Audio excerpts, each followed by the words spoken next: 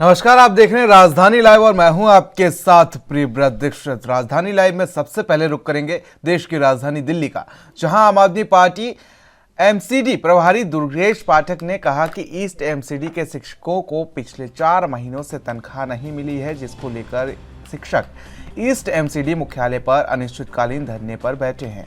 शिक्षकों का घर चलाना मुश्किल हो गया है, परेशान होकर उन्हें ऐसा कदम उठाना पड़ रहा है। आम आदमी पार्टी शिक्षकों के समर्थन में है। साथ ही उन्होंने मांग की है कि सभी शिक्षकों की बकाया तनख्वाह जल्द से जल्द जारी हो। दुर्गेश पाठक ने कहा कि आज सुबह हमें खबर मिली है कि पूर्वी निगम के स्कूलों के शिक्षकों को पिछले 4 महीनों से तनख्वाह नहीं मिली है। उन्होंने बताया कि सभी शिक्षकों की लाखों की सैलरी बकाया है, नवचयनितों की नियुक्ति नहीं की जा रही है और अन्य कई जरूरी मांगे हैं जो बीजेपी शासित एमसीडी पूरी नहीं कर रही है। वह बार बार निगम के अधिकारियों से सैलरी की गुहार करते रहे कि हमारा घर चलाना मुश्किल हो गया है, लेकिन उनके हक का पैसा उन्हें नहीं दिया गया। आखिर में हार मानकर उन्होंने अनिश्चितकाल धरने पर बैठने का फैसला लिया है।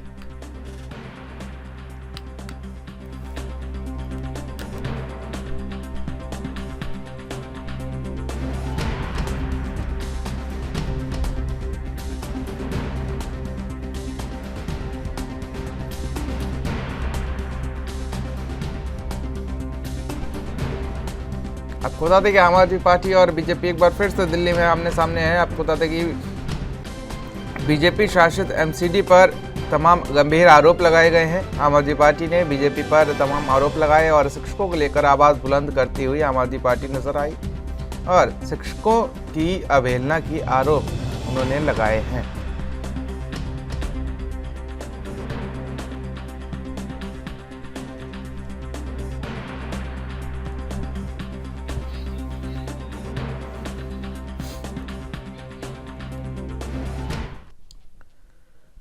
तो दिल्ली में एक बार फिर से आम आदमी पार्टी और बीजेपी आमने सामने हैं और तमाम अपडेट्स और जानकारी के साथ हमारे संवाददाता राजीव तिवारी हमारे साथ दिल्ली से लाइव जुड़ चुके हैं। राजीव, क्या कुछ अपडेट इसको लेकर, जिस तरीके से एक बार फिर से आम आदमी पार्टी और बीजेपी शिक्षकों के लेकर एक बार फिर से आमने सामने है? राजीव, देखिए, बिल्कुल सही कहा आपने। यहाँ पर बात करें, लगातार एमसीडी के अंदर जो सफाई कर्मचारी थे उनको सैलरी नहीं मिल रही थी, जिसको लेकर कहीं ना कहीं पहले भी आरोप प्रत्यारोप देखने को मिले। मगर अब जिस तरीके से शिक्षकों को ईस्ट दिल्ली के जिस शिक्षक है जो एमसीडी के अंदर में स्कूलों को बच्चों को पढ़ाते हैं, उनको अभी तनख्वाह नहीं मिल रही है और लगभग 4 महीने से तनख्वाह नहीं मिली है, जिसकी वजह से उनका जो घर चलाने का जो स्थिति है वो कहीं ना कहीं बिगड़ चुकी है। और लगातार कहीं ना कहीं अधिकारियों से बात कर रही कि कहे या फिर कहे मेयर से बात कर रहे कि कहे दिल्ली एमसीडी के कमिश्नर से बात कर रही कि कहे, लगातार वो जो कर्मचारी हैं वो लगातार कहीं ना कहीं गुहार लगाते हुए नजर आ रहे थे। और अब मजबूरन कल से ही उन्होंने अनिश्चितकालीन प्रदर्शन पर बैठने का फैसला किया है। और इसी को लेकर दुर्गेश पाठक जो आम आदमी पार्टी के एमसीडी के अध्यक्ष हैं, उन्होंने लगातार कहीं ना कहीं भाजपा को घेरने की कोशिश की गई और भाजपा को घेरने के साथ साथ ये भी कहा कि लगातार भाजपा जो है वो निगम के अंदर है और निगम के द्वारा कहीं ना कहीं सफाई कर्मचारियों की बात करें या फिर क्या शिक्षकों की बात करें या फिर कह सकते हैं जो एमसीडी के अंदर में आने वाले जो अस्पताल है उनकी मेडिकल स्टाफ की जो तनख्वाह है वो नहीं दी जाती समय पे, तो कहीं ना कहीं जनता को परेशान करने की कोशिश की जा रही है और जनता जो है वो बाकियों में ही परेशान होती नजर आ रही है भाजपा से। और आने वाले दिनों के अंदर जिस तरीके से निगम के चुनाव है उसके अंदर कहीं ना कहीं भाजपा को कहीं ना कहीं मुश्किलों का सामना करना पड़ सकता है। जी, लेकिन राजीव, ये पहली बार नहीं है, इससे पहले भी साफ सफाई और तमाम चीजों को लेकर एमसीडी मतलब बीजेपी और आम आदमी पार्टी आमने सामने होती आ रही है। देखिए, बिल्कुल सही कहा आपने। यहाँ पर बात करें जिस तरीके से लगातार आरोप प्रत्यारोप की, तो लगातार कहीं ना कहीं भाजपा के द्वारा भी कहीं ना कहीं ये आरोप लगाए जा रहे थे कि दिल्ली सरकार जो है वो निगम कर्मचारियों को पैसा नहीं दे रही है। मगर दिल्ली सरकार बाद में कहती है नजर आती थी कि वो निगम के कर्मचारियों को पैसा दे रहे हैं, मगर जो भाजपा के जो नेता है वो जनता के यानी कर्मचारियों तक पैसा नहीं पहुंचने दे रहे हैं। और इसी को लेकर दुर्गेश पाठक ने फिर स्पष्ट कर दिया कि निगम के जो अधिकारी है या फिर कहे मेयर है या फिर कहे कमिश्नर है वो कहीं ना कहीं कर्मचारियों को पैसा नहीं दे रहे, जिसकी वजह से जो निगम कर्मचारी है, चाहे वो कह सकते स्कूलों के टीचर हो या फिर कहे मेडिकल स्टाफ के लोग हो या फिर कहे सफाई कर्मचारी हो, उनको तनख्वाह नहीं मिलती है। तो इसी तरीके की परेशानी होती है। और जिस तरीके से अब होली का फेस्टिवल भी नजदीक आ चुका है बिल्कुल, और जो कह सकते हैं टीचरों को जिस तरीके से 4 महीने की सैलरी नहीं मिल रही है, अब वो अनिश्चितकालीन धरने पर बैठे हैं, तो कहीं ना कहीं उनका जो घर गृहस्थी है वो चलाने को बड़ी बड़ी मुश्किलें होती नजर आ रही है। और इसी को लेकर कहीं ना कहीं निगम कर्मचारियों की बात करें तो निगम कर्मचारी बार बार कहीं ना कहीं किसके नेताओं से गुहार लगाते नजर आते हैं, चाहे वो मेयर हो या एमसीडी के कमिश्नर हो। मगर भाजपा की तरफ से अभी तक निगम के जो कर्मचारी है जिनकी सैलरी रुकी हुई है या फिर कहे नए भर्ती को लेकर ऐसा कोई भी कदम उठता हुआ नजर नहीं आ रहा है। जी लेकिन राजीव, कहीं ये शिक्षकों के कंधे पर रखकर बंदूक तो नहीं चलाई जा रही है निकाय चुनाव को लेकर? देखिए बिल्कुल सही कहा आपने। यहाँ पर बात करें जिस तरीके से भाजपा से अगर सवाल किए जाए तो भाजपा कहती है कि दिल्ली सरकार उनको पैसा नहीं दे रही है। और सफाई कर्मचारियों की बात करें, टीचरों की बात करें, जो एमसीडी के अस्पताल है उनकी बात करें तो उनको जो सैलरी मिलती है वो दिल्ली सरकार के द्वारा दी जाती है। और ये भी कहा जाता है भाजपा के द्वारा कि केंद्र सरकार दिल्ली सरकार को पैसा दे रही है, मगर दिल्ली सरकार जो है वो निगम को पैसा नहीं दे रही है। मगर यहाँ पर निगम से कैसे दिल्ली सरकार से बात करें तो दिल्ली सरकार कहती है जो केंद्र सरकार ने हमें पैसा दिया और उससे ज्यादा हमने निगम को दिया, और निगम ने जो अधिकारी है या फिर जो भाजपा के नेता है वो कर्मचारियों तक पैसा नहीं बांट रहे हैं। तो कहीं ना कहीं दिक्कतें जरूर है और इसी को लेकर कहीं ना कहीं भाजपा शायद अब कहीं ना कहीं आम आदमी पार्टी को घेरने की कोशिश की जा रही है। और जिस तरीके से कर्मचारी अब परेशान है उससे कहीं ना कहीं उनकी दिक्कतें जरूर खड़ी होती नजर आ रही है, क्योंकि बार बार भाजपा के द्वारा यही कहा जा रहा है कि दिल्ली सरकार उनको उनका जो हक का पैसा है वो नहीं दे रही है। और यही चीज दुर्गेश पाठक ने स्पष्ट कर दी कि दिल्ली सरकार ने पैसा दे चुके हैं और दिल्ली सरकार का जो पैसा है यानी कि सफाई कर्मचारियों का, निगम का जो अधिकारियों का पैसा है वो निगम के नेताओं तक पहुंच चुका है। मगर नेता जो है वो जनता को परेशान करने की कोशिश कर रहे हैं, ना कि उनको सैलरी देने की समय पर कोशिश की जा रही है। जी राजीव, शिक्षकों का इसमें क्या कुछ रिएक्शन देखने को मिल रहा है? किस तरीके से शिक्षक आम आदमी पार्टी को रुख अपनाते हुए दिख रहे हैं? तो इससे पहले भी अगर बात की जाए तो आम आदमी पार्टी लगातार एमसीडी पर हमलावर होती नजर आ रही है। चाहे हम बात कर लें स्वास्थ्य कर्मियों की, तो स्वास्थ्य कर्मियों को लेकर भी लगातार आम आदमी पार्टी हमलावर होती नजर आई। 13,000 करोड़ बकाया को लेकर भी एक बार आम आदमी पार्टी और बीजेपी आमने सामने थी। एक बार फिर से क्या वैसा ही माहौल बनता दिख रहा है? पहले स्वास्थ्य कर्मियों का था, अब शिक्षकों का है। देखिए बिल्कुल सही कहा आपने। यहाँ पर बात करें जिस तरीके से भाजपा के द्वारा पहले भी कहीं ना कहीं आरोप लगाए गए थे कि दिल्ली सरकार निगम के अधिकारियों का या फिर निगम के कर्मचारियों का पैसा नहीं दे रही है। और टीचरों की बात करें जो अब अनिश्चितकालीन धरने पर बैठे हैं उनको सिर्फ अपनी सैलरी से मतलब है, ना कि दिल्ली सरकार से कोई मतलब है, ना ही निगम के अधिकारियों से कोई मतलब है। उनको सिर्फ निगम के द्वारा जो उनकी सैलरी बनती है जो 4 महीने की है वो उन तक मिलनी चाहिए, और जो उनका जो घर गृहस्थी चलाने के लिए जो परेशानियां हैं उसको दूर करनी चाहिए। मगर यहाँ पर निगम जो कर्मचारी हैं वो बार बार कहीं ना कहीं इसी उलझन में फंसते हुए नजर आ रहे हैं, क्योंकि भाजपा की तरफ से बार बार दिल्ली सरकार के ऊपर आरोप लगाए जाते हैं और दिल्ली सरकार जो है वो भाजपा के ऊपर आरोप लगाती है। यहाँ पर निगम के जो कर्मचारी हैं, चाहे वो सफाई कर्मचारी हो या टीचर हो या फिर मेडिकल स्टाफ के लोग हो, वो सभी परेशान होते हुए नजर आ रहे हैं। पिछले कुछ दिनों के अंदर मेडिकल जो स्टाफ के लोग थे उन्होंने प्रदर्शन किया था अपनी सैलरी को लेकर। अब टीचर प्रदर्शन करते हुए नजर आ रहे हैं और उससे पहले सफाई कर्मचारियों ने प्रदर्शन किया था। मगर कहीं ना कहीं सफाई कर्मचारियों की बात करें या एमसीडी के लोगों की बात करें या फिर कर्मचारियों की बात करें, भाजपा कहीं ना कहीं दिल्ली सरकार के ऊपर आरोप लगाने की कोशिश कर रही है और दिल्ली सरकार जो है वो कहीं ना कहीं भाजपा के ऊपर आरोप लगाने की कोशिश कर रही है। मगर यहाँ पर जब जिस तरीके से निगम के चुनाव आ रहे हैं उससे कहीं ना कहीं जनता की जरूर मुश्किलें खड़ी होती नजर आ रही है। राजीव, आप बने रहिए हमारे साथ, लेकिन यहाँ रुकेंगे छोटे से ब्रेक के लिए और तमाम अपडेट्स आपसे लेंगे ब्रेक के बाद।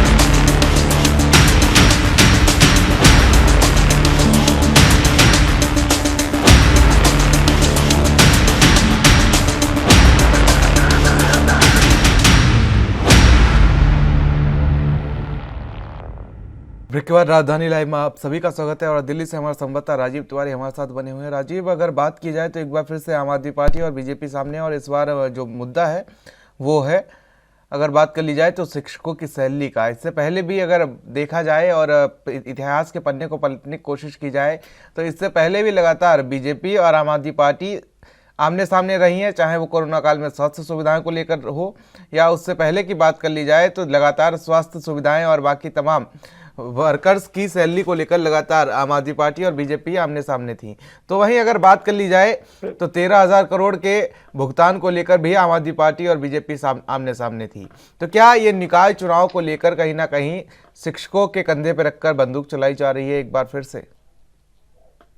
देखिए बिल्कुल सही कहा आपने। यहाँ पर बात करें जिस तरीके से 13,000 करोड़ की, तो लगातार भाजपा के द्वारा कहीं ना कहीं 13,000 करोड़ रुपए के लेकर दिल्ली सरकार को घेरा जा रहा था। दिल्ली सरकार ने ये भी कहा था कि वो निगम कर्मचारियों का पैसा जो है वो बिल्कुल दे चुके हैं। यहाँ तक कि उन्होंने अपने फंड से पैसा एक्स्ट्रा काट कर भी निगम को दे चुके हैं। मगर यहाँ पर जिस तरीके से सैलरी नहीं मिल रही है उससे साफ जाहिर होता है कहीं ना कहीं गोलमाल जरूर होता हुआ नजर आ रहा है। क्योंकि जिस तरीके से निगम के जो कर्मचारी है, चाहे वो टीचर हो, और जिस तरीके से टीचर जो है वो अब कह सकते हैं अनिश्चितकालीन प्रदर्शन पर बैठे हैं 4 महीने की सैलरी को लेकर। उससे पहले जो मेडिकल स्टाफ के लोग थे जो अस्पतालों के अंदर काम करते थे उनकी सैलरी नहीं मिल रही थी, डॉक्टरों की सैलरी नहीं मिल रही थी, मेडिकल स्टाफ की सैलरी नहीं मिल रही थी। वो कहीं ना कहीं परेशान थे और कहीं ना कहीं निगम के द्वारा किस्तों में पैसे दिए जाते थे। यानी कि अगर 4 महीने की सैलरी है तो 3 महीने के पैसे दे दिए, 2 महीने के पैसे दे दिए, उसके बाद में फिर उनको कहीं ना कहीं परेशान होना पड़ता था। और कहीं ना कहीं निगम के जो कर्मचारी हैं, चाहे वो टीचर हो या फिर कहीं सफाई कर्मचारी हो, उन कंधे पर बिल्कुल बंदूक रख के चलाई जा रही है। और कहीं ना कहीं निगम के जिस तरीके से चुनाव आ रहे हैं उससे कहीं ना कहीं एक दूसरे के ऊपर आरोप जरूर लगाया जा रहा है।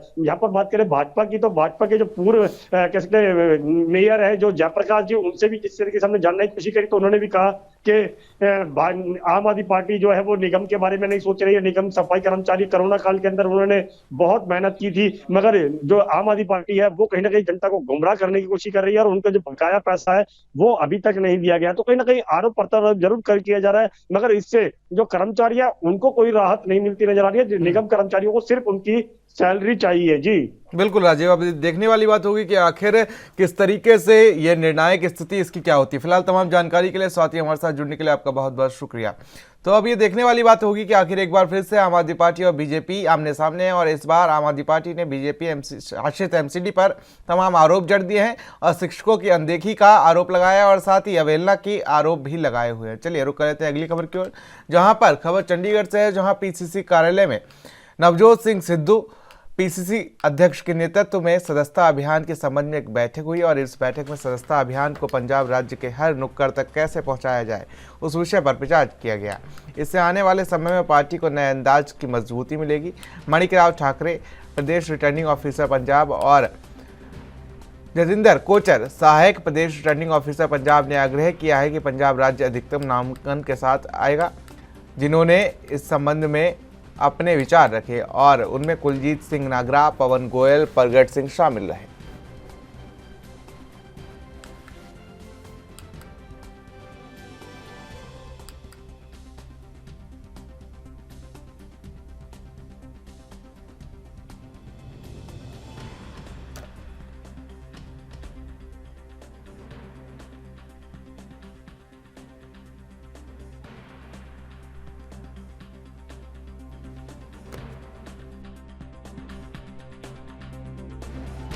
ਸਿੱਧੂ ਸਾਹਿਬ ਨਾਲ ਕੋਈ ਸੀਟਾਂ ਬਾਰੇ ਆਕਲਨ ਤੇ ਅਸੀਂ ਬਹੁਤ ਘੱਟ ਕੀਤਾ ਹੈ ਕਿਉਂਕਿ ਅੱਜ ਦੀ ਜਿਹੜੀ ਮੀਟਿੰਗ ਸੀ ਉਹ ਸਾਡੀ ਆਰਗੇਨਾਈਜੇਸ਼ਨ ਦੀ ਮੀਟਿੰਗ ਸੀ ਔਰ ਮੈਂਬਰਸ਼ਿਪ ਦੀ ਡਰਾਈਵ ਸੀ ਔਰ ਫਸਟ ਟਾਈਮ ਹੋ ਰਿਹਾ ਜਿਹੜਾ ਇੰਡੀਆ ਦੇ ਵਿੱਚ ਐਤਕੀ ਕਿ ਡਿਜੀਟਲ ਡਰਾਈਵ ਹੋ ਰਹੀ ਹੈ।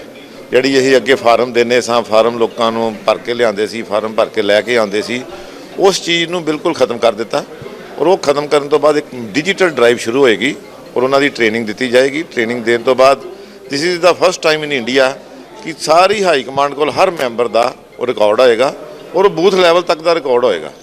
कोई भी बंदा लड़न जाए, इलैक्शन लड़े, मैं लड़ा, ABC कोई लड़े, उन्होंने बूथ लैवल का रिकॉर्ड इमीडिएटली सप्लाई कर दिता जाएगा भी यह इतने बूथ से यह बंदा इन्हू कंटैक्ट करना उस वे हो जाएगा। सीटां दा आंकलन इस वेले की कह रहे सरकार? देखो सीटां का आंकलन तो इस वे कोई भी पंडित ही कोई कर सकता। इस बार कोई पता नहीं what type of voting is to be done, किस तरीके की हुई है, किस तरीके तुसीं सुनिया ही है सारा, सिद्धू साहब को बैठे हो।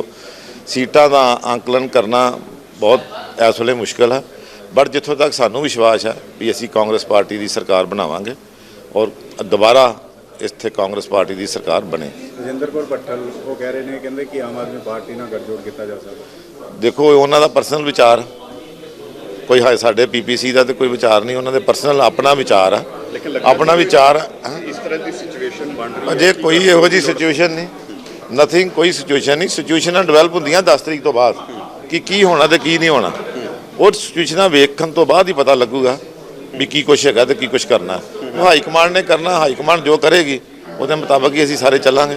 सिद्धू साहब बैठे ने, हाईकमांड बैठे, सारे वर्किंग और बैठे, सारी हाईकमांड उन्होंने तय करना। अगर साडी पूरी प्रॉपर बहुमत ही आ जाता तो किसी की लोड़ ही नहीं पैनी। ठीक है।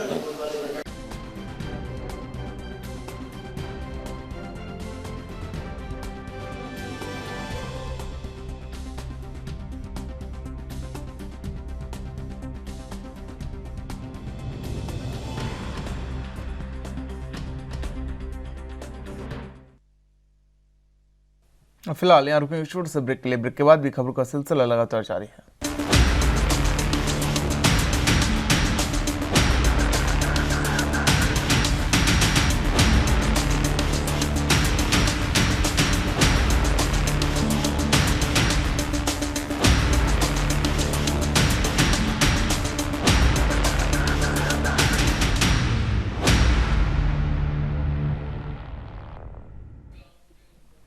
ब्रेक के बाद आप सभी का स्वागत है। और जिस तरीके से कांग्रेस पंजाब में लगातार सदस्यता अभियान को लेकर अलर्ट है और लगातार अब सदस्यता अभियान चला रही है, और इसको लेकर एक बैठक का आयोजन किया गया जिसमें आपको बता दें कांग्रेस के वरिष्ठ नेता इस बैठक में मौजूद रहे। और तमाम अपडेट्स और जानकारी के साथ इस खबर पर हमारे संवाददाता अमित कुमार चंडीगढ़ से हमारे साथ लाइव जुड़ चुके हैं। अमित, इस बैठक में क्या कुछ अहम निर्णय लिए गए और इस बैठक की क्या कुछ अहम भूमिका रहेगी?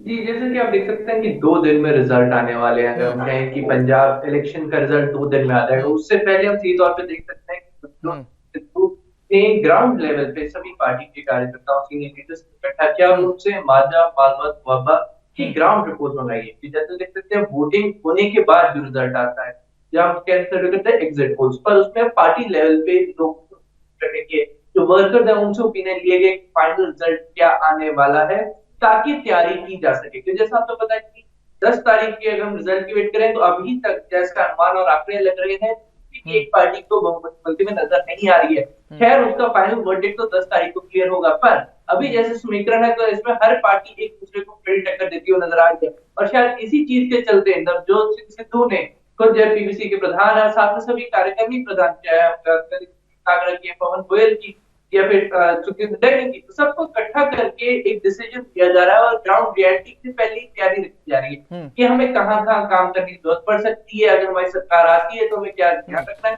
उन सभी फैक्टर्स को ऑलरेडी कंसिडर किया जा रहा है। साथ साथ इस चीज पर जोर दिया जा रहा है कि पार्टी का इन्फ्लुएंस बढ़ाया जाए, कि ये चीज सीधे कहीं ना कहीं नजर आ रही है। शायद इसलिए सीधे तौर पर जैसे हमने कहा, माननीय राव ठाकरे ने बोला कि इस बार ज्यादा जोर भी कहीं ना कहीं लोगों की सदस्यता पर दिया और सदस्यता बढ़ाने का तरीका चेंज कर दिया गया और उसको डिजिटलाइज कर दिया गया। यहाँ पहले पेन पेपर्स के जरिए हम लोगों के पास जा जाके अगर सीधे तौर पर पार्टी बोलती थी कि हम लोगों को जोड़ेंगे इस पर डिजिटल तरीके से, ताकि ज्यादा से ज्यादा लोगों में किया जाए, ज्यादा से ज्यादा लोगों को पार्टी से जोड़ा जा सके। तो एक मिलीजुली बैठक थी, हम कह सकते हैं फाइनली अगर क्या कांग्रेस की अपनी बैठक लाइव, जिसमें इलेक्शन रिलेटेड सारा अगर हम कहें कि डाटा फाइल किया गया है, इलेक्शन कैसे परफॉर्म किया, कितनी मेहनत की, किसका रिपोर्ट कार्ड क्या पार्टी लेवल पे है। अब फाइनल रिपोर्ट कार्ड लोगों से है, पर जो खुद उनका अपना पर्सनल हम कहें कि इंटरनल रिपोर्ट कार्ड है, उसको कहीं ना कहीं नवजोत सिंह सिद्धू इकट्ठा करते हुए नजर आए हैं कल की मीटिंग में। लेकिन इसमें शीर्ष नेता कांग्रेस के शामिल रहे इस बैठक में, और इसके बाद भी सीएम चरणजीत सिंह चन्नी कहीं नजर नहीं आए। क्या एक बार फिर से सिद्धू नजर आ रहे थे लेकिन चन्नी नहीं नजर आ रहे थे? देखिए, अगर हम इस पीटीएम कंसिडर करें तो ये पार्टी के कार्यकर्मियों के लिए, अगर हम एग्जैक्टली बात करें तो पार्टी हाईकमान कहीं ना कहीं का नाम होना एक जरूर एक बात लगाता है कि अभी भी जो इन फाइटिंग है वो जारी है। पर सवाल ये है कि हम इसको हर एक फैक्टर देखिए, देखिए वोटिंग है एग्जैक्टली पार्टी लेवल की जैसी हमें बाद में जानकारी दी गई है, सिर्फ और सिर्फ पार्टी रिलेटेड हम कहें कि जो इंटरनल स्ट्रक्चर रिलेटेड है, जिसमें प्रेसिडेंट और जो एक्टिंग प्रेसिडेंट है और उनसे रिलेटेड लोग हैं, बात करें उन सब के होने की गुंजाइश ही बताई गई थी, ताकि क्योंकि इससे सदस्य बयान था एसेट कोई मेजर नहीं लेने से ये चीज कंसिडर की गई। और यहाँ पर वही एक चीज जो के सामने आ रही है कि रिपोर्ट कार्ड जरूर कंसिडर किया और उस एक रिपोर्ट कार्ड के लिए जरूर चंजीत चन्नी का होना जरूरी था, पर शायद किसी कारण वो नहीं आ पाए। पर उनका ना होना जरूर सवाल खड़े करता है। पर ऑल ओवर पार्टी के तहत जो मीटिंग बुलाएगी तो उसमें अगर उस एंगल से कंसिडर करते हैं, तब हर एक बड़ा जो सीनियर नेता जिसको वहां मौजूद होना था वो वहां पे मौजूद था। उस लिहाज से हम देखें तो वहां मौजूद होने की जरूरत नहीं थी। पर जैसे में दूसरी जानकारी मिल रही है कि पार्टी के रिपोर्ट कार्ड लिए गए, कैंडिडेट के रिपोर्ट कार्ड भी लिए गए हैं कि पार्टी ने कैसा परफॉर्म किया है, क्या हर कैंडिडेट ने अपना लेवल बेस्ट दिया या फिर कई कैंडिडेट ने ठीक ड्राइव बढ़ती थी। तो उनसे बिल्कुल अमित, इसी खबर पर हम अपडेट आपसे लेंगे, लेकिन यहाँ रुकेंगे छोटे से ब्रेक के लिए।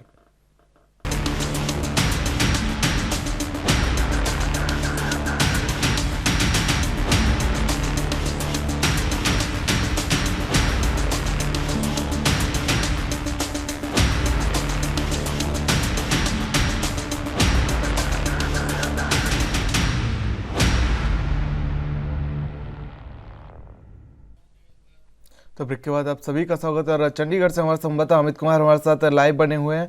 अमित, जिस तरीके से इस बैठक में क्या कुछ अहम निर्णय निकल के आए हैं, किस तरीके से कैंपेनिंग की जाएगी और लोगों को किस तरीके से जोड़ा जाएगा?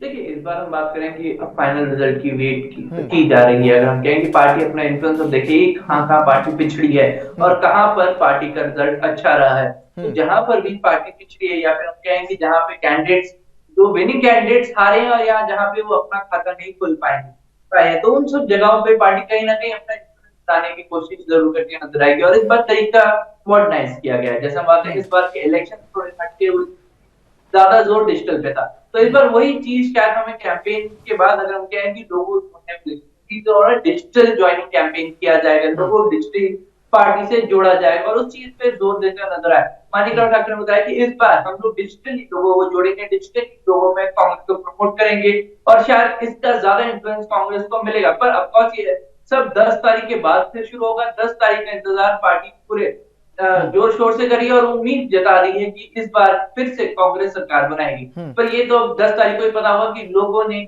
पार्टियों के लिए क्या डिसाइड किया है। लेकिन हमें एक चीज और भी है, अगर समझने की कोशिश की जाए तो अभी रिजल्ट अनाउंस नहीं हुए हैं और उसके बावजूद भी कांग्रेस इतनी तैयारी करते हुए नजर आ रही, तो कहीं ना कहीं कांग्रेस अपने आप को चक्कर में मानती है और दम भरती हुई नजर आ रही है। भाई, पिछले 5 सालों से राज किया है, तो लगता है क्या कांग्रेस को एक बार फिर से जनता मौका दे रही है और उसी की तैयारी में कांग्रेस जुटी हुई है? देखिए, लगातार 2 बार जीत चुकी है कांग्रेस और यही इस चीज का वो एक फैक्टर कंसिडर कर रहे हैं, क्योंकि हमने ऑलरेडी जैसे फैक्टर्स कंसिडर कर रहे हैं कि सभी पार्टी के लिए बहुत कांटे की टक्कर है, एक पार्टी को क्लियर मेजॉरिटी नहीं मिली है, तो शायद कांग्रेस इस फैक्टर को कंसिडर कर रही है। 2 बार से वो जीतते आ रहे हैं और इस बार वो दूसरा वो 2 जीते यहाँ पे जरूर असर देंगी। शायद अगर हम कह सकते हैं क्लियर मेजॉरिटी ना ला पाए, पर सबसे बड़ी पार्टी के तौर पे वो जरूर सामने आने की उम्मीद रख रहे हैं। पर सवाल ये है कि क्या वो आ सकेंगे या नहीं, क्योंकि कहीं ना कहीं अगर हम कहें कि कांग्रेस की पूर्व मुख्यमंत्री वीरेंद्र कौर भट्टल पहले ही अंदेशा दे है कि अगर जरूरत पड़ी तो अलायंस की जाएगी, ताकि हम असेंबली का सिनेरियो ना बने, ताकि पंजाब में दोबारा से इलेक्शन कराने की जरूरत ना पड़े। पर वो एक सिनेरियो रखा गया है कि ये उन्होंने ऑफकोर्स बताया गया कि पब्लिक उनका अपना पर्सनल ओपिनियन है, पर कहीं ना कहीं लोग इस चीज को कंसिडर करें। लोगों को कहीं ना कहीं अंदेशा लग रहा है कि क्लियर एक पार्टी मेजॉरिटी में नहीं आती है और जो भी पार्टी आएगी वो अलायंस के तौर पे, हम वही कैप्टन जो उनकी एक अपने 3 मेंबर अलायंस है उसमें ये अटकलें चल रही है कि अकाली दल भी शामिल हो सकता है और वो भी सरकार बना सकते हैं। तो ऑल ओवर कहीं इस बार हम कह सकते हैं गठजोड़ के आंकड़े शुरू हो चुके हैं और 10 तारीख से पहले शायद हर एक पार्टी एक सॉफ्ट कॉर्नर लेके चल रही है किसी पार्टी के साथ कि अगर जरूरत पड़ती है तो हम इस पार्टी के साथ अलायंस कर सकते हैं। अब सवाल ये होता है कि कौन सी पार्टी किसके साथ अलायंस होगी या फिर कैंडिडेट्स पार्टी छोड़ के दूसरी पार्टी में करेंगे, ये बहुत बड़ा सवाल बिल्कुल अमित, ये तो फिलहाल देखने वाली बात होगी। 10 मार्च बिल्कुल पास में है और जल्द ही नतीजे आ जाएंगे। तो फिलहाल तमाम जानकारी के लिए, साथ ही हमारे साथ जुड़ने के लिए आपका बहुत बहुत शुक्रिया अमित। तो जिस तरीके से पंजाब में सस्ता अभियान को लेकर कांग्रेस लगातार बैठक कर रही है और बैठक के बाद ये तय किया जाएगा कि आखिर रणनीति किस ओर जाएगी। फिलहाल यहाँ रुकेंगे छोटे से ब्रेक के लिए। ब्रेक के बाद भी खबरों का सिलसिला लगातार जारी है।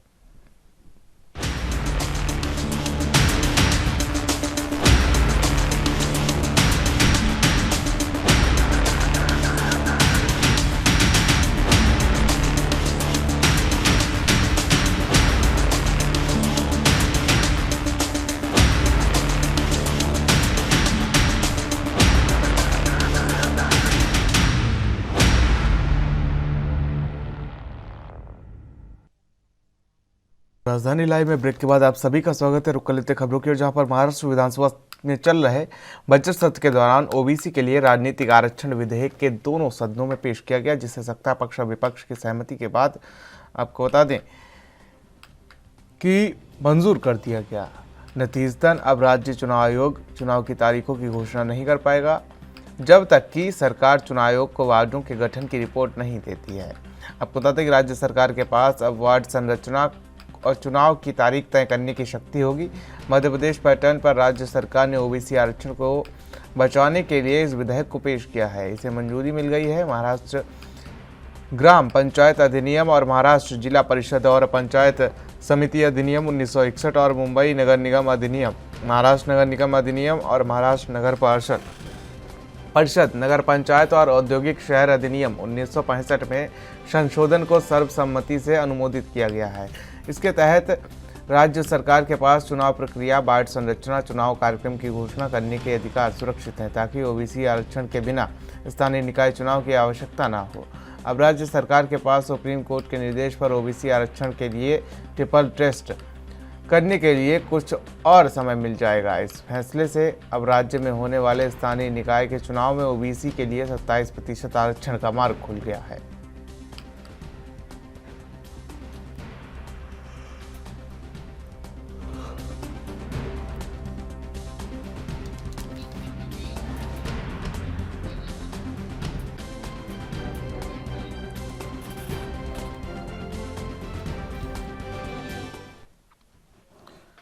तो इसी खबर पर तमाम अपडेट्स और जानकारी के साथ हमारे संवाददाता मुंबई से सत्यप्रकाश सोनी हमारे साथ लाइव जुड़ चुके हैं। सत्यप्रकाश, का कुछ अपडेट इसको लेकर किस तरीके से पक्ष और विपक्ष दोनों ने अपनी बात रखी और उसके बाद इस विधेयक को मंजूरी दे दी गई?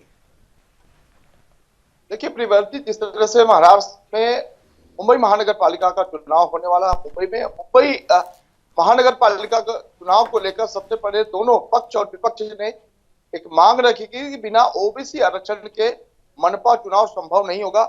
हालांकि सुप्रीम कोर्ट ने कहा था कि पहले ट्रिपल टेस्ट की तैयारी करो, उसके बाद उनके पास आओ, तब तक आप चाहो तो बिना ओबीसी आरक्षण के भी चुनाव करवा सकते हो।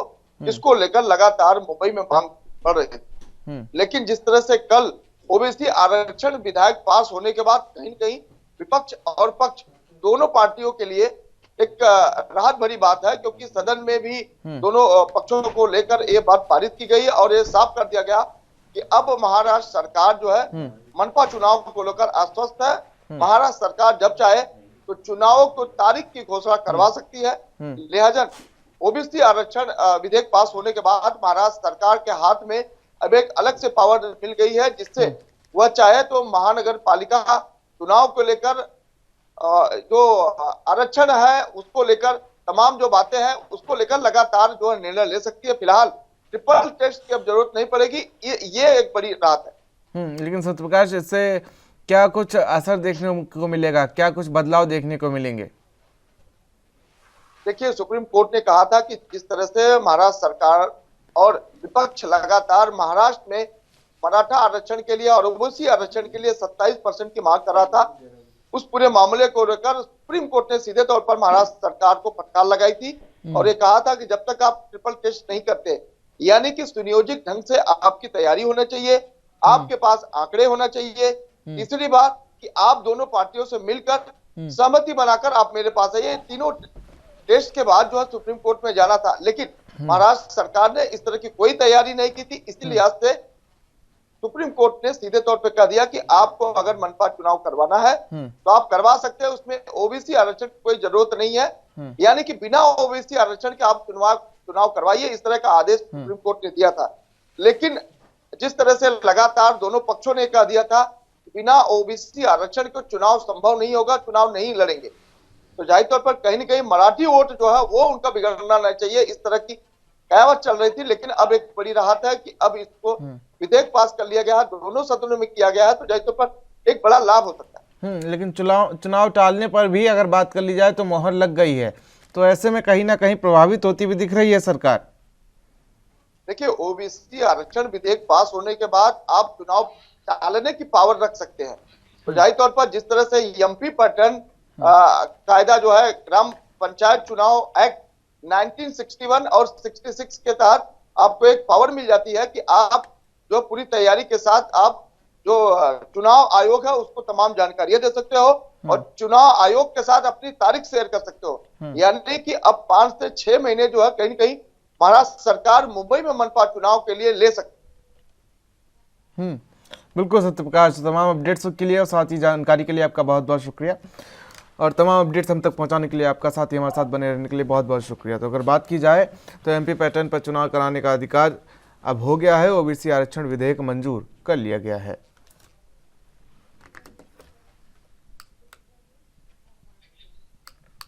आपको बता दें चुनाव टालने पर भी मोहर लग गई है और ओबीसी आरक्षण विधेयक को मंजूरी दे दी गई है।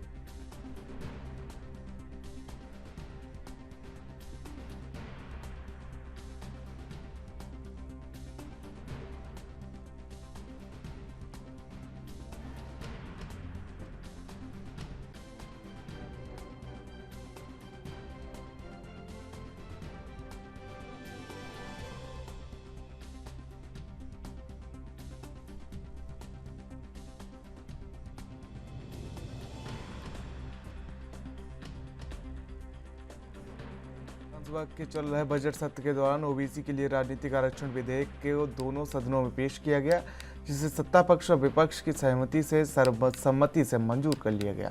नतीजतन अब राज्य चुनाव आयोग चुनाव की तारीखों की घोषणा नहीं कर पाएगा और जब तक कि सरकार चुनाव आयोग को वार्डों के गठन की रिपोर्ट नहीं देती, राज्य सरकार के पास अब वार्ड संरचना और चुनाव की तारीख तय करने की शक्ति होगी। मध्य प्रदेश पैटर्न पर राज्य सरकार ने ओबीसी आरक्षण को बचाने के लिए इस विधेयक को पेश किया और जिसे मंजूरी मिल गई। महाराष्ट्र ग्राम पंचायत अधिनियम और महाराष्ट्र जिला परिषद और पंचायत समिति अधिनियम 1961 और मुंबई नगर निगम अधिनियम, साथ ही महाराष्ट्र नगर निगम अधिनियम और महाराष्ट्र नगर परिषद, नगर पंचायत और औद्योगिक शहर अधिनियम 1965 में संशोधन और सर्वसम्मति से अनुमोदित किया गया है। इसके तहत राज्य सरकार के पास चुनाव प्रक्रिया, वार्ड संरचना, चुनाव कार्यक्रम की घोषणा करने का अधिकार सुरक्षित है ताकि ओबीसी आरक्षण के बिना स्थानीय निकाय चुनाव की आवश्यकता न हो। अब राज्य सरकार के पास सुप्रीम कोर्ट के निर्देश पर ओबीसी आरक्षण के लिए ट्रिपल टेस्ट कराने के लिए कुछ और समय मिल जाएगा और इस फैसले से अब राज्य में होने वाले स्थानीय निकाय के चुनाव में ओबीसी के लिए 27% आरक्षण का मार्ग खुल गया है।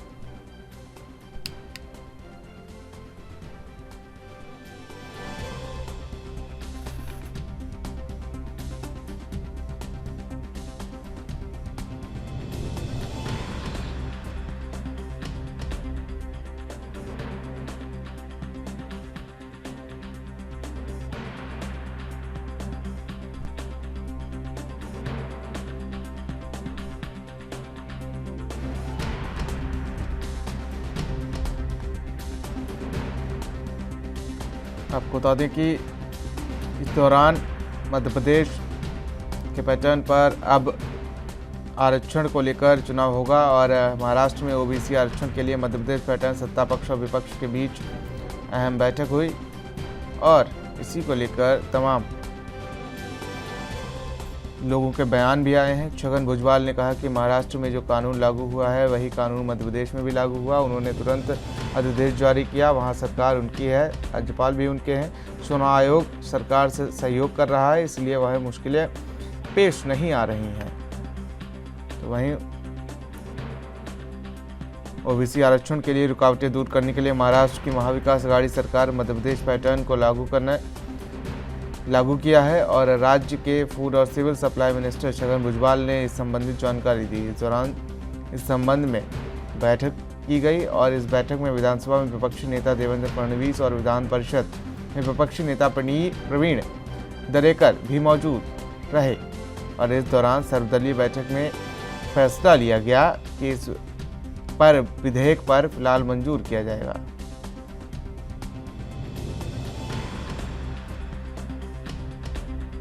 अब बिना ओबीसी आरक्षण के नहीं होंगे चुनाव। विधानसभा में सर्वसम्मति से इस विधेयक को पेश कर दिया गया है और पास ही कर दिया गया है। सुप्रीम कोर्ट द्वारा ओबीसी आरक्षण रद्द किए जाने के बाद समर्थन में सोमवार को महाराष्ट्र विधानसभा में विधेयक पारित किया गया है और इस माध्यम से यह तय किया गया है कि राज्य में ओबीसी आरक्षण के बिना निकाय चुनाव नहीं होंगे। लेकिन इससे मुंबई और ठाणे सहित राज्य की कई महानगर पालिका के चुनाव करीब 4 से 5 माह के लिए टल जाएंगे।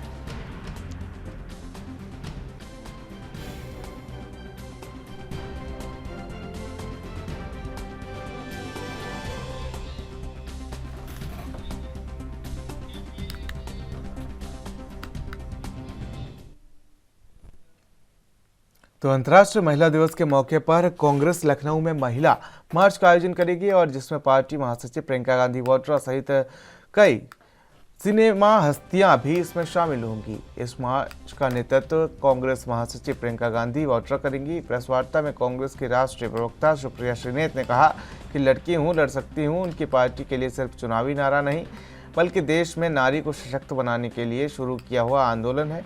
उन्होंने कहा कि इस अभियान में पूरे देश से कांग्रेस पार्टी की नवनिर्वाचित महिला जनप्रतिनिधि शामिल होंगी और 8 मार्च को दिन में 12 बजे यानी कि आज 12 बजे इस रैली को शुरू किया जाएगा। बेगम हजरत महल चौराहे से उदा देवी चौराहे होते हुए जीपीओ स्थित गांधी प्रतिमा के पास खत्म होगी ये मार्च। तो वहीं इस मार्च में महिला डॉक्टर, शिक्षिका, खेल और सिने जगत के कई खिलाड़ी शामिल होंगे।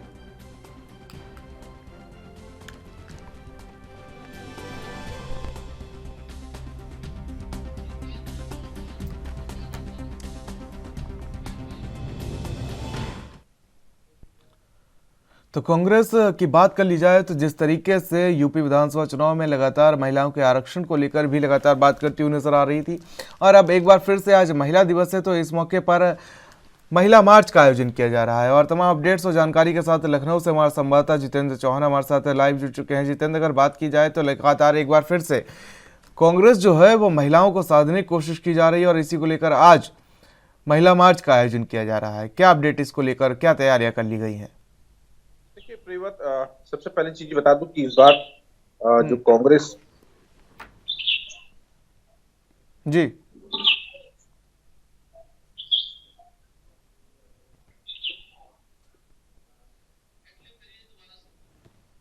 जितेंद्र, आपसे जुड़ने की कोशिश करेंगे, लेकिन फिलहाल अगर बात की जाए तो कांग्रेस लगातार महिलाओं को साधने की कोशिश कर रही है और इसी को लेकर आज महिला दिवस के उपलक्ष्य में महिला मार्च का आयोजन किया जाएगा। और अंतर्राष्ट्रीय महिला दिवस के उपलक्ष्य में आज कांग्रेस ने कार्यक्रम का आयोजन किया है। आपको बता दें कि यूपी विधानसभा चुनाव में प्रियंका गांधी वाड्रा ने महिलाओं को 40% आरक्षण देने की बात कही थी और उसी को लेकर आपको बता दें कि प्रत्याशियों को टिकट भी बांटे गए थे। तो वहीं अब आज इसको लेकर तमाम तैयारियां कर ली गई हैं। 12 बजे यह मार्च शुरू होगा और लखनऊ में इस मार्च को प्रियंका गांधी वाड्रा हरी झंडी दिखाएंगी।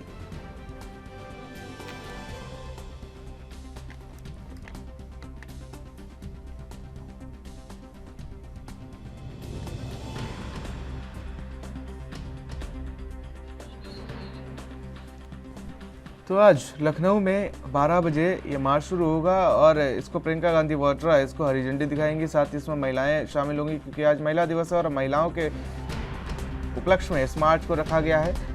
सुप्रिया सुनेत भी इस कार्यक्रम में शामिल होंगी, राष्ट्र प्रवक्ता हैं कांग्रेस की, और तमाम सिने जगत की हस्तियां भी इसमें शामिल होंगी। साथ ही खिलाड़ी, तमाम महिलाओं को उत्साहवर्धन के लिए इस कार्यक्रम का आयोजन किया गया है। और आपको बता दें कि लगातार इसको लेकर महिलाओं को लेकर कांग्रेस हमेशा से ही चिंतित रही है और शायद यही वजह है कि प्रियंका गांधी वाड्रा लगातार महिलाओं को लेकर चिंतित रहती हैं और उन्होंने एक बार फिर से महिलाओं को लेकर महिला मार्च का आयोजन किया जा रहा है महिला दिवस के उपलक्ष्य में।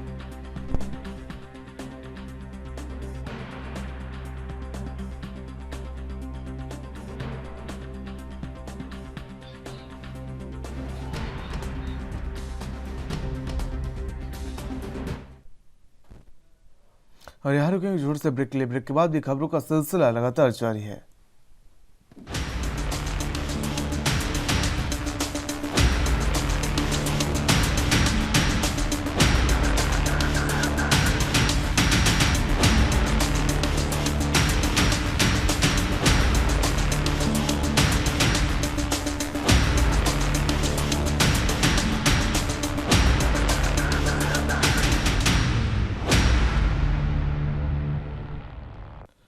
अब ब्रेक के बाद आप सभी का स्वागत है। तो आज लखनऊ में कांग्रेस महासचिव प्रियंका गांधी वाड्रा महिला मार्च का नेतृत्व करेंगे और उनके साथ सुप्रिया सुनेत, राष्ट्र प्रवक्ता कांग्रेस, भी उनके साथ मौजूद रहेंगे। तमाम अपडेट्स और जानकारी के साथ एक बार फिर से जितेंद्र का रुख कर लेते हैं। जितेंद्र हमारे संवाददाता लखनऊ से हमारे साथ लाइव बने हुए हैं।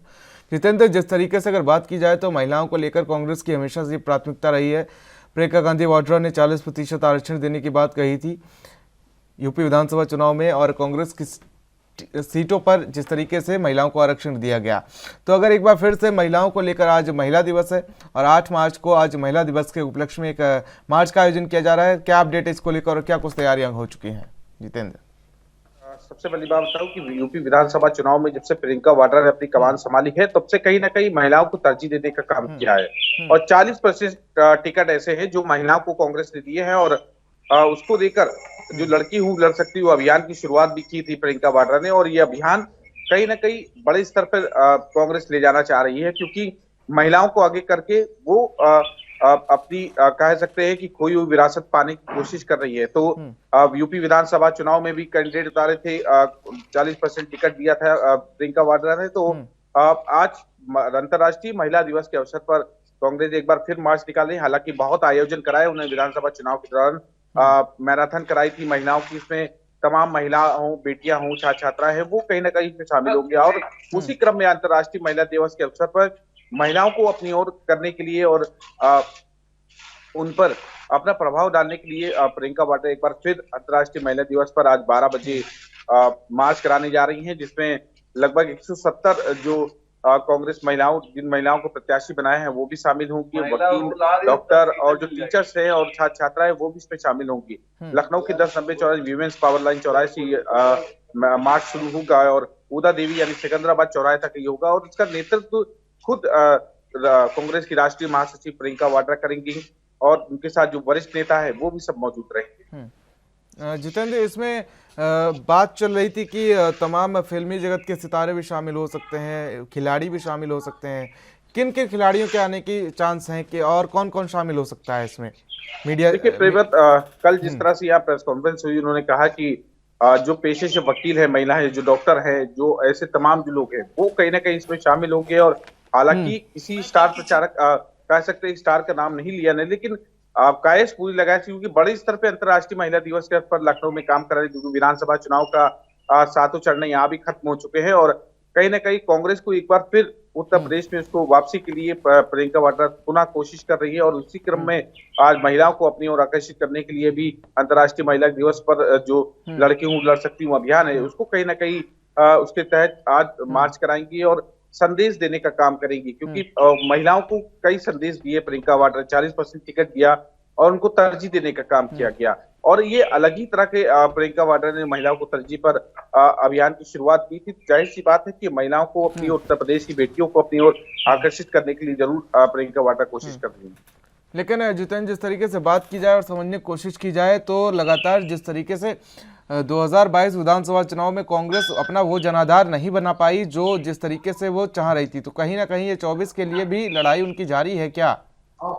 देखिए बिल्कुल जाहिर सी बात है, क्योंकि उत्तर प्रदेश में अपना अस्तित्व खो चुकी है कांग्रेस और उसको वापस लाने के लिए तमाम जिम्मेदारी की बात करें तो प्रियंका वाड्रा पर जिम्मेदारी दी गई थी। हालांकि सोनिया गांधी ने भी यहाँ पर मोर्चा संभाला था, लेकिन क्यों पिछले कार्यकाल राहुल गांधी ने भी मोर्चा संभाला था पिछले चुनाव में, तो जाहिर सी बात है कि अब अकेली खुद प्रियंका वाड्रा यहाँ पर चुनाव मैदान में उतरी है और उसको लेकर अपनी जो खोई विरासत है उसको पाने की कोशिश कर रही है और ये विधानसभा चुनाव में क्या कितनी सीटें आती हैं, कितना प्रभाव महिलाओं को टिकट देने से पड़ता है, महिलाओं को तरजीह देने से उस अभियान से कितना फर्क पड़े, ये तो फिलहाल 10 मार्च के बाद पता चलेगा। लेकिन ये जरूर कहा जा सकता है कि विधानसभा चुनाव के सहारे ये लोकसभा चुनाव है उसको भी कहीं ना कहीं कांग्रेस तैयारी करने में लगी है।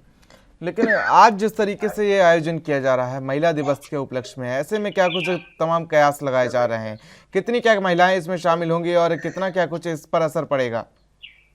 देखिए कांग्रेस के अनुसार लगभग लाखों महिलाएं इसमें कहीं ना कहीं शामिल होंगे और प्रभाव की बात करें तो जनता जनार्दन है तय करेगी कितना प्रभाव पड़ेगा, लेकिन कहीं ना कहीं बेटियों को एकत्रित करने के लिए इस अभियान की शुरुआत की गई थी, महिलाओं को एकत्रित करने की शुरुआत की गई थी और प्रियंका वाड्रा ने कहा था इस बात के लिए कि महिलाओं को आगे आने के लिए अब जरूरत है, क्योंकि समय आ चुका है कि अब महिलाएं मोर्चा संभाले। तो उसी क्रम में वो महिलाओं को आगे करना चाहती है, पार्टी में ज्यादा पदाधिकारी महिला रख रही है, टिकट भी 40% महिलाओं को दिया, तो जाहिर सी बात है कि कांग्रेस महिलाओं के सहारे पे सत्ता पाना चाहती है और कहा जा सकता है कि लोकसभा चुनाव में भी तैयारी कर रही है। देखिए अगर बात की जाए तो पिछले 1 साल या 2 सालों में प्रियंका गांधी अगर कांग्रेस की उत्तर प्रदेश में बड़ी नेता के रूप में उभरी हैं तो कहीं ना कहीं वो अपना जनाधार बचाती हुई नजर आ रही हैं और इसीलिए शायद महिलाओं को वो आगे करती हुई नजर आ रही हैं क्योंकि वो खुद एक महिला है। देखिए जनाधार क्योंकि लगातार उत्तर प्रदेश में खो चुका था कांग्रेस का और उसी जनाधार को वापस करने के लिए लगातार प्रियंका वाड्रा ने अपनी मोर्चा संभाला और उत्तर प्रदेश में कई दौरे पे दौरे किए और कई जो घटनाएं उत्तर प्रदेश में हुई वो उन घटनाओं में भी शामिल हुई, क्योंकि शायद प्रियंका वाड्रा से पहले कांग्रेस इतनी एक्टिव नहीं थी जितनी प्रियंका वाड्रा एक्टिव हुई और तमाम चाहे हाथरस का कांड हो चाहे अन्य जगह का कांड हो उसमें कहीं ना कहीं प्रियंका वाड्रा शामिल हुई और उसका अस्तित्व को वापस लाना ही शायद प्रियंका वाड्रा का एक मिशन कह सकते हैं कि उसको वापस लाना ही एक मिशन भी है, क्योंकि उनके भाई की सीट हो चाहे उनकी मां की सीट हो उसमें सब पे भी सीटें हार चुकी, तो जाहिर सी बात है सबको कोशिश की जाएगी कि उसको वापस की जाए और कांग्रेस को पुनः जीवित किया जाए। लेकिन जितेंद्र अगर एक चीज और भी समझने की कोशिश की जाए कि आखिर कितना क्या कुछ डैमेज कंट्रोल प्रियंका गांधी कर पाएंगी, जहां पर गढ़ थे कांग्रेस के वो तक ढहा दिए गए क्योंकि आदित्य सिंह कांग्रेस छोड़ गई, राहुल गांधी अमेठी से हार गए, तो और क्या कुछ जनाधार बचा है कांग्रेस का, कितना क्या कुछ बचा पाएंगी प्रियंका गांधी? देखिए प्रियंका वाड्रा ने इस बात कही थी कि उनकी मां की सीट चाहे अमेठी की हो, भाई की सीट हो, सबको वापस लाना है, बरेली हो, अमेठी हो, उनकी सीटों को वापस लाना है और ये जो नेता दल बदल इस समय कांग्रेस में चला है, उसकी एक वजह थी क्योंकि दिन पे दिन कांग्रेस का जनाधार उत्तर प्रदेश में कम होता जा रहा है और कोशिश ही की जा रही कि उस जनाधार को वापस किया जाए। और शायद यही वजह है कि महिलाओं को आगे करके कांग्रेस अपना जनाधार वापस लानी है। और कितना प्रभाव पड़ेगा, क्योंकि ये 10 मार्च को पता चलेगा कि क्या कांग्रेस का अस्तित्व वैसे ही रहेगा या जीवित होगी कि सीटें लाकर कांग्रेस अपना जनाधार बचा पाएगी। लेकिन जितेंद्र, एक चीज और भी समझना चाहूंगा कि आज किस तरीके की पुलिस प्रशासन ने तैयारी कर रखी है। भाई, इतनी भारी संख्या में महिलाएं आ रही हैं, तो उनको कोई ऐसी हताहत की स्थिति ना बने, उसको लेकर क्या कुछ तैयारी कर रखी है पुलिस और प्रशासन ने? सभी पदाधिकारियों को जिम्मेदारी दे रखी है, पुलिस प्रशासन से अनुमति ले रखी है, तो जाहिर सी बात है कि पुलिस पुख्ता इंतजाम किया गया है। क्योंकि प्रियंका वाड्रा खूब मौजूद रहेगी, जाहिर सी बात है कि सुरक्षा व्यवस्था के इंतजाम पुख्ता होंगे। और जिम्मेदारी कांग्रेस कार्यकर्ता हो, चाहे प्रदेश के अलग अलग जिलों से जो कह सकते हैं कि वो कांग्रेसी कार्यकर्ता आएंगे जो कि मोर्चा जमाए, क्योंकि इससे पहले भी मैराथन कराई थी, लड़की हूँ लड़ सकती हूँ अभियान के तहत मैराथन कराई थी। वहां भी ठीक ठाक, हालांकि लखनऊ में एक बार भगदड़ हुई थी, लेकिन उसके बाद से कांग्रेस ने उसको मैराथन को बंद कर दिया था और एक बार फिर चालू कर रही है। लेकिन इस बार शायद कांग्रेस वो चूक नहीं होने देगी कि भगदड़ हो, उतनी ही लिमिट में लोगों को कहा जा सकता है कि शामिल किया जाए। लेकिन एक चीज और भी है, जिस तरीके से पिछली बार अभी जब इलेक्शन चरम पर थे तब भी यही सेम रैली का आयोजन किया गया था। उस समय महिलाओं को स्कूटी बांटने के लेकर प्रियंका गांधी काम करती हुई नजर आई थी। तो इस बार क्या क्या कुछ इनाम दिए गए हैं इसको लेकर?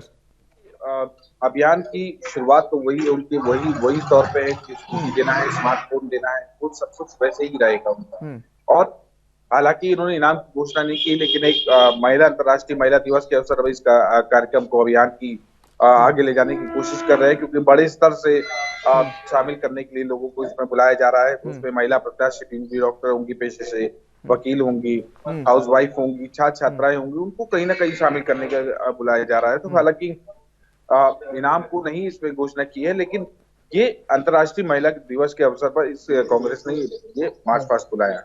जितेंद्र, क्या समझने की कोशिश की जाए इस मार्च से? क्योंकि ये मार्च जो है वो महीना भी मार्च का चल रहा था और आज 8 मार्च है। तो क्या इस मार्च के जरिए कांग्रेस जो है 2024 का मार्च करती नजर आ रही है? सही कह रहे हैं। और इसका विधानसभा के सारे और मार्च पास्ट के सारे वो 2024 की सीढ़ी तक पहुंचने का काम कर रहे हैं। उत्तर प्रदेश में अगर जनाधार नहीं बचा पाई, जाहिर सी बात है कि लोकसभा में अपनी पैठ मजबूत करने का, और महिलाओं को वहां भी तरजीह दी जाएगी। माना ही जा रहा है कि जो 24 में चुनाव है, तो जाहिर सी बात है कि उसमें भी कोशिश करेगी कांग्रेस वापसी करने की। और इसी के सहारे उत्तर प्रदेश में या अन्य प्रदेशों में इस अभियान को ले जाके महिलाओं को जोड़कर उस पे कहीं ना कहीं वोट बैंक अपनी ओर महिलाओं को खींचने की कोशिश करेंगे। शायद यही वजह है कांग्रेस की लगातार उत्तर प्रदेश में फोकस करने की, क्योंकि ये कहा जाता है कि जिसने यूपी फतेह कर लिया उसने केंद्र तक की राह आसान कर ली। तो शायद यही वजह हो सकती है प्रियंका गांधी की कि वो यूपी में महिलाओं पर इतना फोकस करती हुई नजर आ रही हैं। देखिए, बिल्कुल जाहिर सी बात है, क्योंकि उत्तर प्रदेश आबादी की स्तर से सबसे बड़ा राज्य है और यहाँ पर महिलाओं को अपनी ओर आकर्षित करना, तो जाहिर सी बात है कि वो गद्दी तक पहुंचने का रास्ता जरूर दिखाया जाता है। कहा जाता है कि लखनऊ या उत्तर प्रदेश से रास्ता दिल्ली होते हुए जाता है, और यहाँ की अगर रास्ता सही रहा तो वो दिल्ली तक जरूर पहुंचेगी। और कोशिश कर रहे हैं कि महिलाओं को तरजीह देकर कि ज्यादा से ज्यादा महिलाओं को अपने ओर आकर्षित कर वो वोट बैंक खींच कर वो जो 2022 में चुनाव है, लोकसभा चुनाव है, उस चुनाव में अपनी ओर ज्यादा से ज्यादा वोट खींचे और उत्तर प्रदेश के वासियों का वोट अपनी ओर आकर्षित करें। लेकिन जितेंद्र, क्या अभी तक कुछ नाम ऐसे सामने आए हैं जो आज के इस मार्च में शामिल होने जा रहे हैं कि महिला खिलाड़ी हैं या स्पोर्ट जगत के हैं या सिने जगत के हैं? क्या कुछ नाम ऐसे शामिल हैं? क्या आपको कोई सूची मिली है जिसमें ऐसे नाम शामिल हों? अभी किसी प्रकार की सूची नहीं दी है। सबसे बड़ा नाम तो प्रियंका वाड्रा होंगी और उसके बाद कहा जा सकता है कि खिलाड़ी जो राज्य स्तर के होंगे, राष्ट्रीय स्तर के होंगे, उनको कहीं ना कहीं शामिल किया जाएगा। हालांकि सेलिब्रिटी का भी नाम कुछ शो नहीं किया है, और जो राज्य के कह सकते हैं कि जो सेलिब्रिटीज है उनको कहीं ना कहीं शामिल किया, जो लखनऊ से बिलोंग करते हैं या उत्तर प्रदेश से किसी जिले से बिलोंग करते हैं, तो उनको भी शामिल करने की कोशिश है। लेकिन बड़ी संख्या में इसमें छात्र छात्राएं जरूर शामिल होंगी। बिल्कुल बिल्कुल जितेंद्र, तमाम जानकारी के लिए और अपडेट्स के लिए साथ ही हमारे साथ जुड़ने के लिए आपका बहुत बहुत शुक्रिया जितेंद्र। तो इस तरीके से कांग्रेस लगातार अपना जनाधार बचाने की कोशिश करती नजर आ रही है और महिलाओं पर फोकस करती हुई कांग्रेस लगातार नजर आ रही है। तो अब देखने वाली बात होगी कि आखिर 2022 की तैयारी जो थी वो 2024 में कांग्रेस के कितने काम आती है। फिलहाल राजधानी लाइव में मेरे साथ इतना ही। देश और दुनिया की अहम खबरों के लिए बने रहिए एनबी न्यूज़ के साथ। नमस्कार।